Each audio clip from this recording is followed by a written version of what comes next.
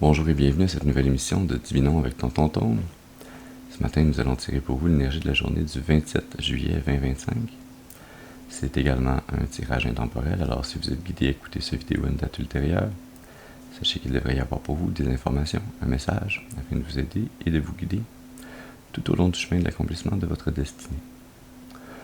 On va commencer notre rituel habituel en nettoyant les énergies négatives autour de nous.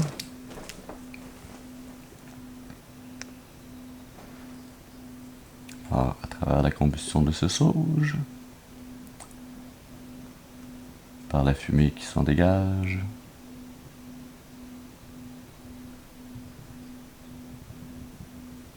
par le pouvoir qui m'a été conféré en ce monde et dans le monde des esprits. Je commande dès maintenant toute entité ou esprit négatif, mal intentionné, d'observation non désirée, maléfique et démon, de quitter dès maintenant, ils ne sont pas les bienvenus.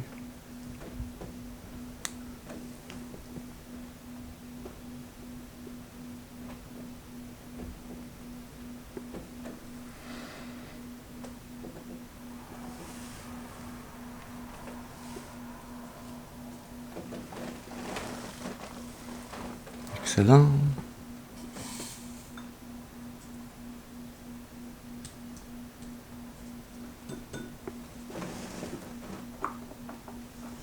Voilà. Et nous allons à présent allumer une seconde bougie, celle-là qui va servir de point d'ancrage temporaire. Puisque j'invite à présent vos ancêtres et vos guides spirituels, bien intentionnés à votre égard et au mien, à se joindre à mes ancêtres et mes guides spirituels, afin de vous amener ce message positif, constructif, amélioratif.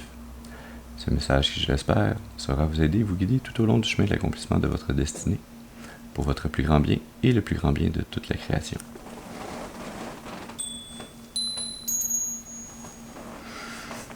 Très bien. Alors, ce matin, je suis guidé à vous faire un tirage en clé, pour faire un peu changement. Et on va utiliser le tarot Vision Quest.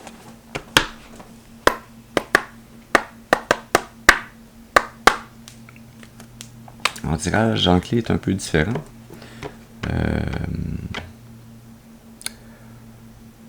Normalement, c'est beaucoup plus centré sur vous. On ne devrait pas trop parler des forces extérieures. On va être plus concentré sur ce qui se passe en vous.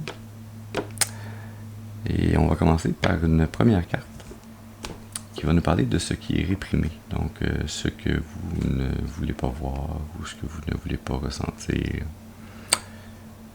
mais qui doit être traité. Si on veut rentrer la clé dans la serrure pour la débarrer, donc il faut passer à travers les différentes étapes. La première, c'est de voir qu'est-ce qu'on ne veut pas voir, mais qui est nécessaire de voir. Alors, est-ce qu'on pourrait avoir une première carte, s'il vous plaît, pour nous parler de ce qui est réprimé? Oui, c'est toi ici. Merci. Nous avons la 10 de l'eau. Réalisation. Est-ce que c'est encore visible ici? Ok. 10 de l'eau, c'est un peu comme la 10 de coupe dans le tarot plus traditionnel. C'est une carte qui parle de l'abondance au niveau des émotions, des ressentis. C'est l'amour inconditionnel et l'amour universel. C'est se sentir bien dans un bonheur extrême que l'on peut partager avec les autres. Peut-être qu'on a de la difficulté à penser qu'on mérite d'être dans cette énergie-là, que l'on peut l'atteindre, que peut-être qu'on regarde un peu trop négativement notre valeur ou notre passé, ce qu'on a pu faire dans le passé. Et on pense que ça peut teinter la valeur que l'on a aujourd'hui. Alors que ce qui est dans notre passé va servir à construire qui l'on est aujourd'hui. On va y aller maintenant pour une deuxième carte. C'est là qu'on va nous parler du côté yin. C'est l'aspect passif ou féminin. Alors, est-ce qu'on peut avoir une deuxième carte, s'il vous plaît, pour l'aspect yin? Merci. Nous avons la 5 de l'heure de l'air. Pourquoi j'ai dit de l'heure? Ah, peut-être que le temps a quelque chose à voir là-dedans. La 5 de l'air. Peur. C'est l'équivalent de la 5 d'épée, en tarot plus traditionnel. Énergie de peur, de crainte. Dans l'aspect yin, ça va aussi avec peut-être la peur ou la crainte de recevoir. Il y a un lien ici avec la difficulté à vouloir s'ouvrir émotivement aux autres. Il y a peut-être une difficulté à faire confiance suite à des trahisons passées.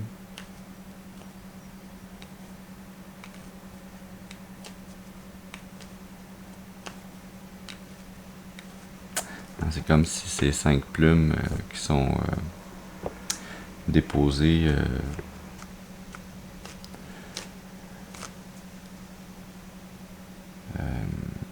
qui pointent toutes vers le même point au centre. C'est comme si à chaque fois que vous analysez ou que vous essayez de vous remettre dans les ressentis de vos émotions et de vos liens affectifs avec autrui dans le passé, c'est comme si ça vous ramenait toujours à la même conclusion. J'ai été déçu, j'ai été trahi, on m'a laissé tomber, toutes ces pensées négatives qui peuvent vous venir en tête. Il y a donc la crainte que si vous vous ouvrez au monde, que ça va nécessairement ramener au même point.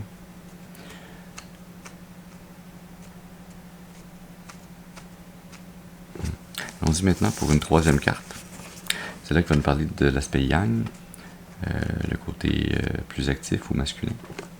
Une carte s'il vous plaît pour l'aspect yang, merci. Donc, la mer de feu, confiance en soi. Il y a ici un peu un paradoxe. On a de la difficulté à s'ouvrir aux autres, mais en même temps, on est conscient de notre valeur, de qui on est réellement. Peut-être que c'est ça qui vient exacerber aussi ce manque de confiance en autrui. Si vous avez une bonne confiance en vous, puis que vous réalisez que vous êtes une bonne personne, que vous avez les valeurs à la bonne place, que vous êtes souvent en train de supporter autrui pour les aider, pour les guider à grandir, et que malgré ça, l'énergie que vous recevez en retour, c'est une énergie très négative ou rabaissante.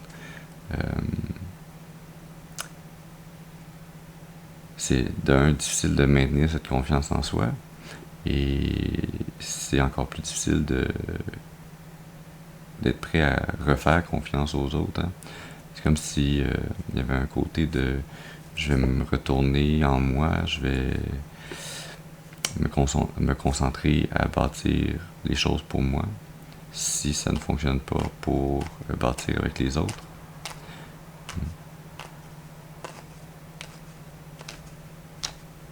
On dit maintenant pour une quatrième carte. C'est là qu'il va nous parler de la méditation. Donc ce à quoi il faut réfléchir pour trouver une avenue, une solution pour continuer d'avancer. Alors une carte s'il vous plaît pour nous parler de ce sur quoi il faut méditer. Merci. Nous avons la fille de l'eau. Épanouissement personnel.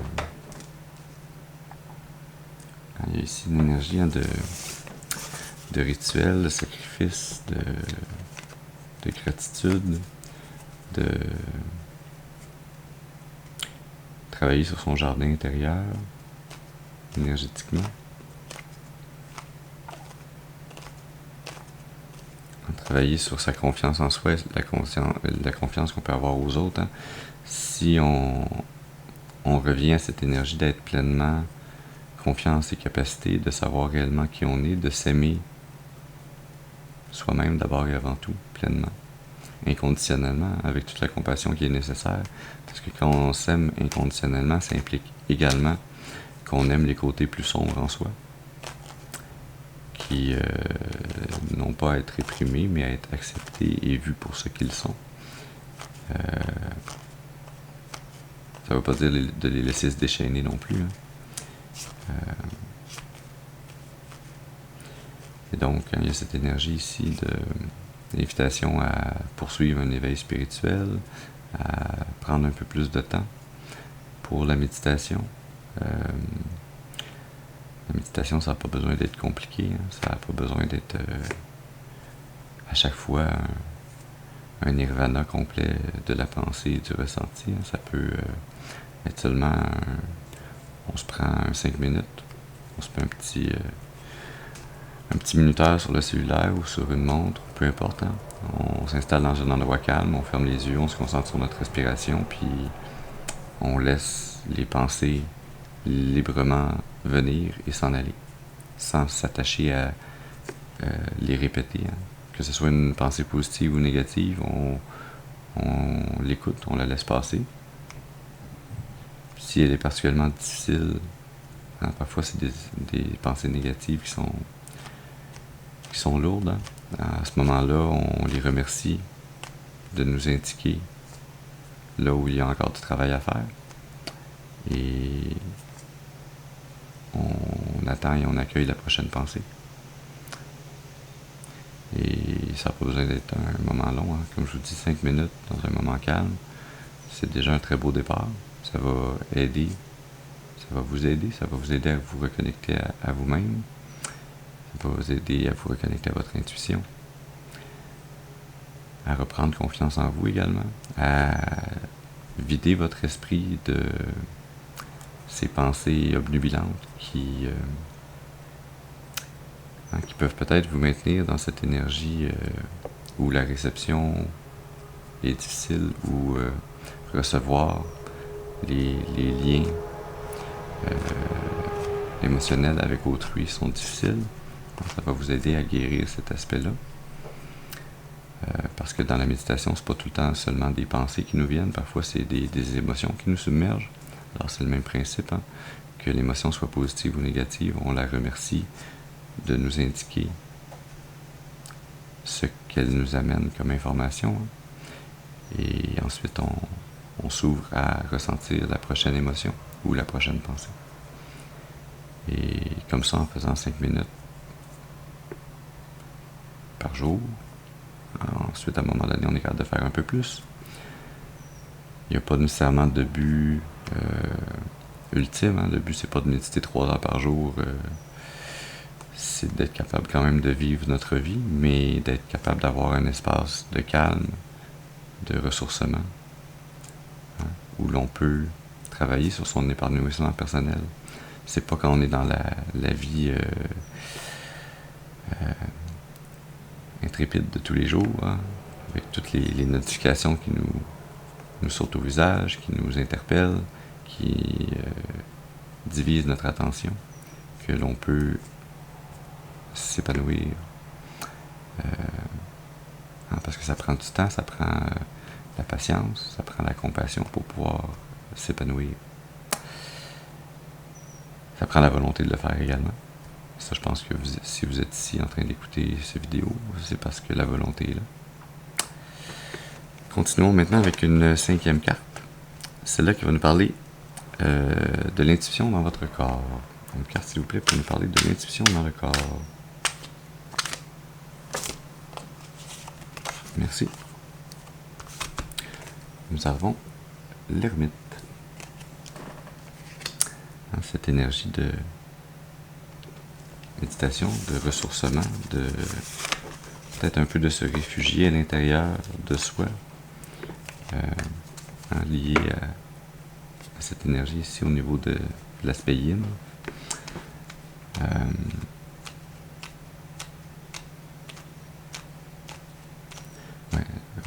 Retourner en soi, reprendre possession de son corps d'une certaine façon. À travers la méditation également, c'est une bonne façon de le faire. On se concentre sur notre respiration, sur nos ressentis. On se reconnecte clairement et durablement avec notre corps entier. Et comme je venais de vous dire, en prenant du temps dans un espace de calme, de solitude, en étant dans cette énergie de l'ermite, c'est comme ça qu'on peut se reconnecter à soi-même. Allons-y maintenant pour une 6e carte. C'est là qui va nous parler de l'intuition dans votre cœur ou dans les ressentis. Une carte, s'il vous plaît, pour nous parler de l'intuition dans le cœur. Merci. Nous avons une arcane majeure avec le clown. Le clown qui est un peu l'équivalent du fou dans le tarot traditionnel. Qui est cette énergie qui nous parle d'être prêt à se lancer sur une nouvelle opportunité, vers un nouveau départ, de commencer quelque chose de nouveau.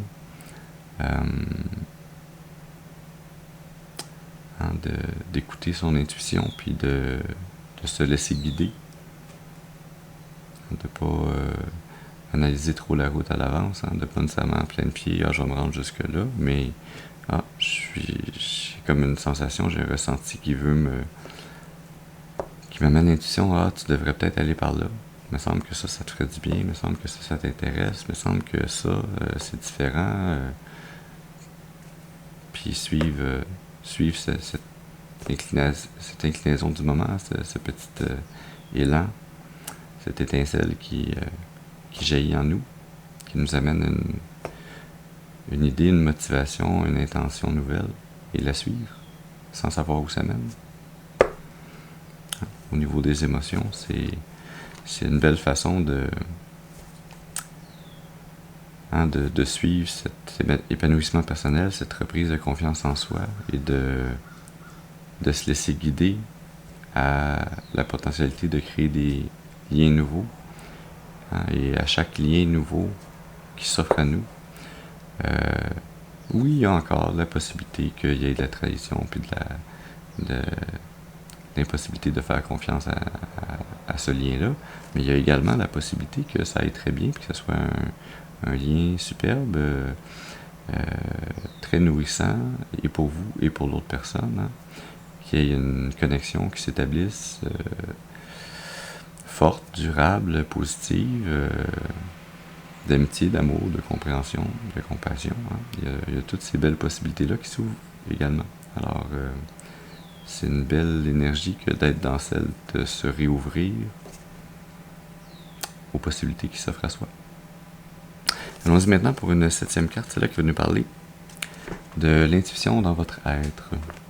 Une carte, s'il vous plaît, pour nous parler de l'intuition dans l'être. Merci. Nous avons la 5 de la Terre, insécurité.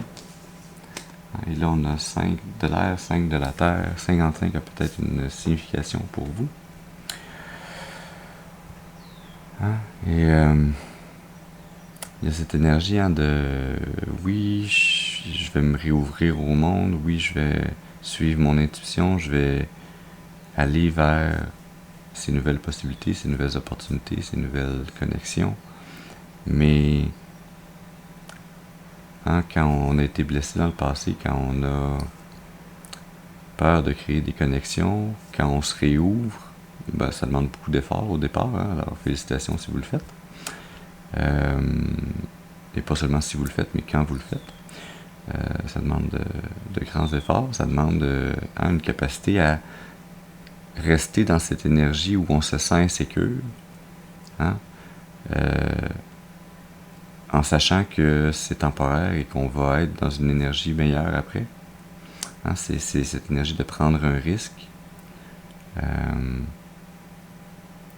Non pas d'être téméraire, parce que téméraire, c'est si on n'avait aucune idée de ce qui pourrait se passer. C'est si on n'avait jamais été blessé puis qu'on n'avait pas peur de créer des connexions. Ça serait de la témérité.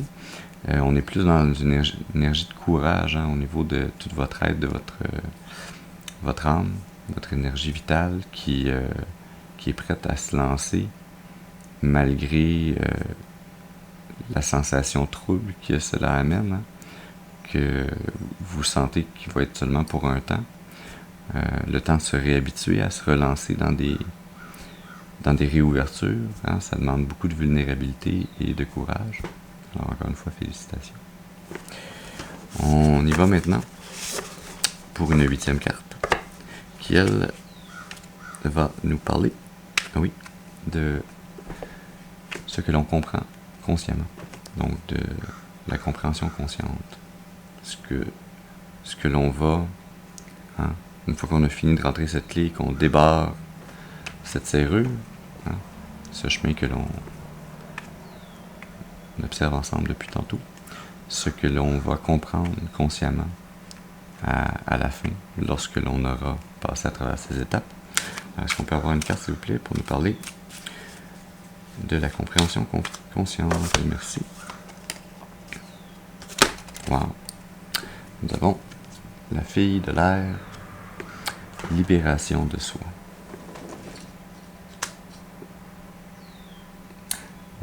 C'est notre deuxième fille. On a la fille de feu et la fille de l'air.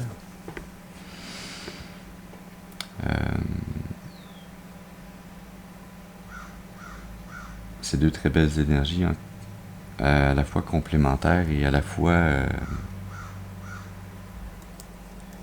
un départ qui mène à un autre départ. C'est comme si à chacune de ces filles, il y avait un tour de la roue de la vie, un tour de la roue de l'apprentissage. On apprend à s'épanouir pour en arriver à être capable d'apprendre à se libérer. Se libérer, c'est s'accepter.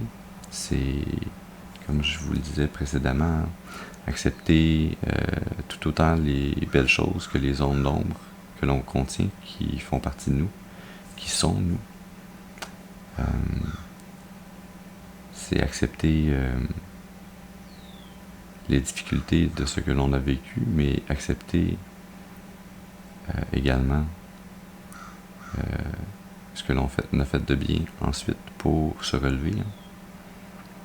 C'est se libérer du fardeau, de la culpabilité qui peut tenter de s'étirer dans le temps ou qui peut tenter de persister en nous, malgré l'épanouissement personnel. Parfois, on se réépanouit, mais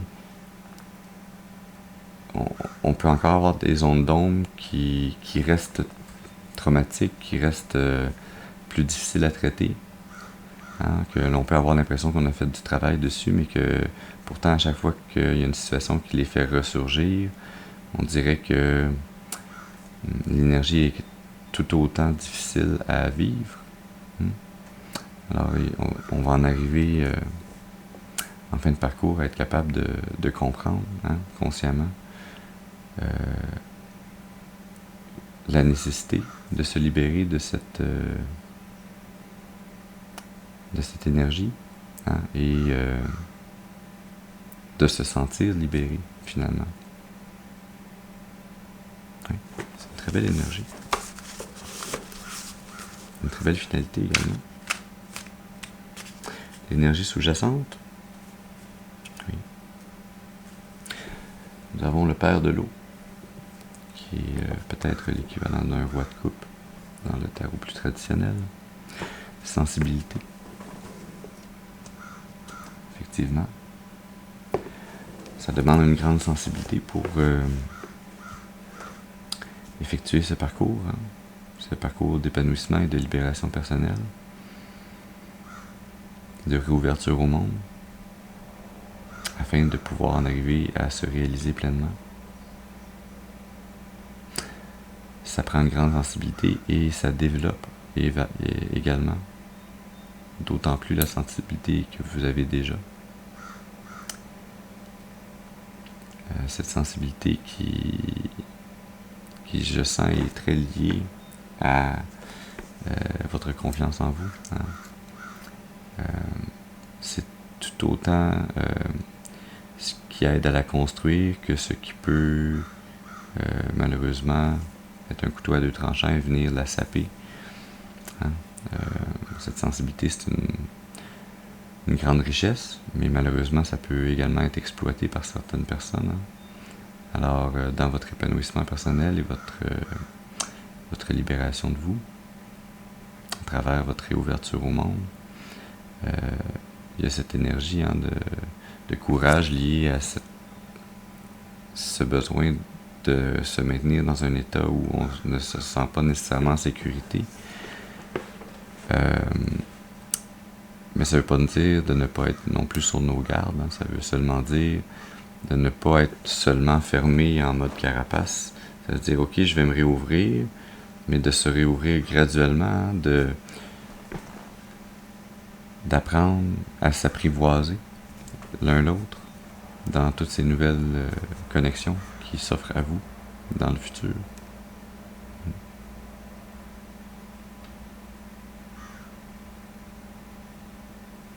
C'est une très belle clé.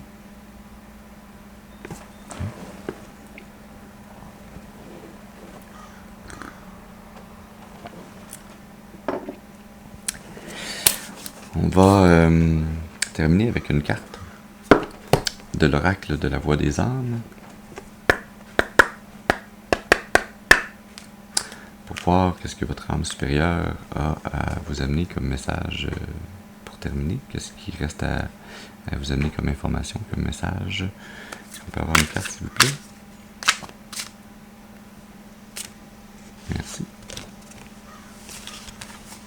Ah. Nous avons message d'apaisement.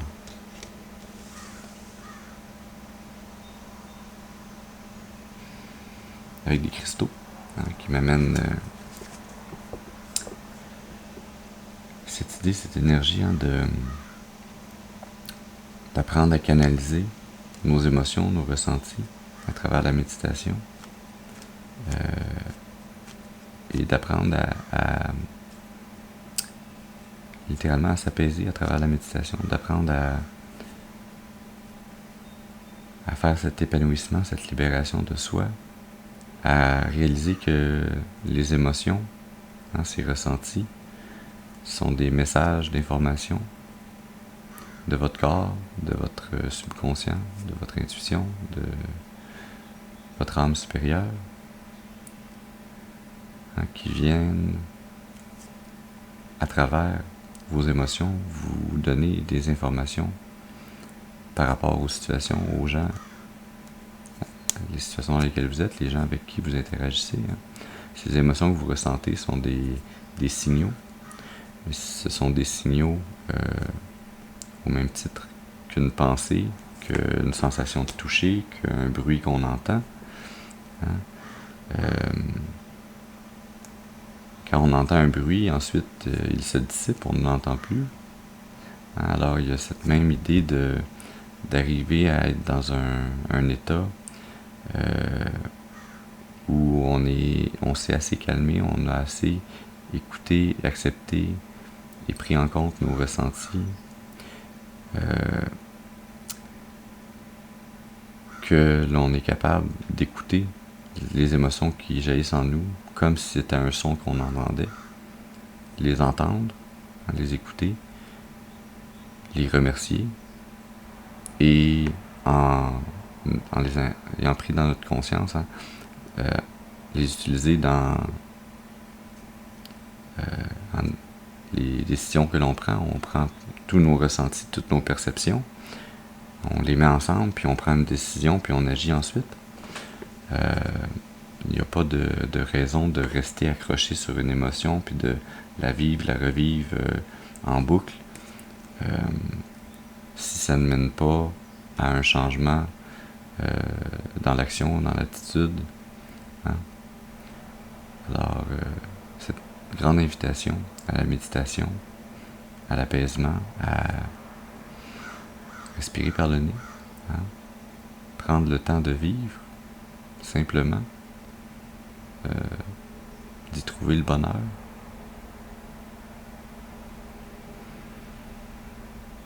Oui. Nous avons comme énergie sous-jacente, message karmique.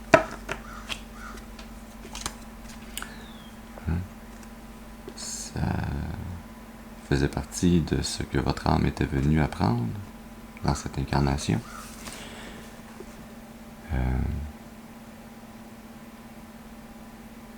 Et là, message karmique, voilà, On va aller piger dans l'oracle du karma.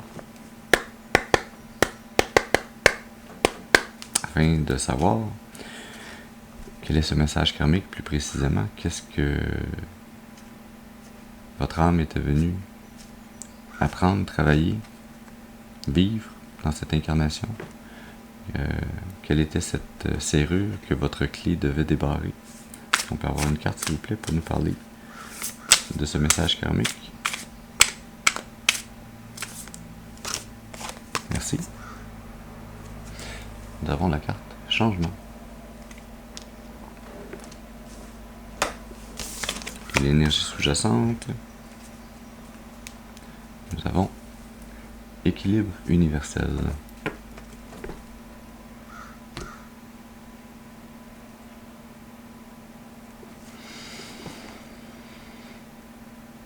D'abord, cette énergie sous-jacente, ça me rappelle un peu l'énergie de la carte du jugement dans le tarot traditionnel, hein, cette énergie de rééquilibrer les forces au niveau de l'univers. Vous en étiez rendu ou vous en êtes rendu sur le chemin de votre destinée à déverrouiller cette serrure, ouvrir cette porte, prendre ce nouveau chemin sur le chemin de votre destinée. Ce nouveau chemin, c'est ce changement. Ce changement où vous partez du repli sur soi et très étrangement, mais de façon très intéressante également, pour sortir d'une énergie de repli sur soi, on se lance au fin fond de notre âme à l'intérieur, à travers la méditation, pour pouvoir en rejaillir ensuite. Il y a une différence entre seulement se replier sur soi, se refermer avec une carapace, et se replier sur soi et plonger dans l'abîme, aller trouver la lumière et en rejaillir. Donc, ce changement que vous êtes en train de faire, qui s'opère en vous, cette clé que vous entrez dans la serrure et que vous allez très bientôt tourner, déverrouiller, va vous amener à ce changement dans votre destinée. Ce changement au niveau de votre karma. Et ce changement est d'une certaine façon prédestiné. Il fait partie de ce chemin qui était déjà tracé par votre âme supérieure avant de venir vous incarner ici. Alors, vous êtes en train de faire cet apprentissage pour votre plus grand bien. C'est excellent. Alors voilà, j'espère que ce message aura pu vous amener des informations. Un message pour vous aider, nourrir votre intuition afin de vous guider le plus clairement et le plus durablement possible sur le chemin de l'accomplissement de votre destinée, pour votre plus grand bien et le plus grand bien de toute la création. Je vous remercie d'avoir été avec moi ce matin. Je vous souhaite une excellente journée et je vous dis à la prochaine. Merci.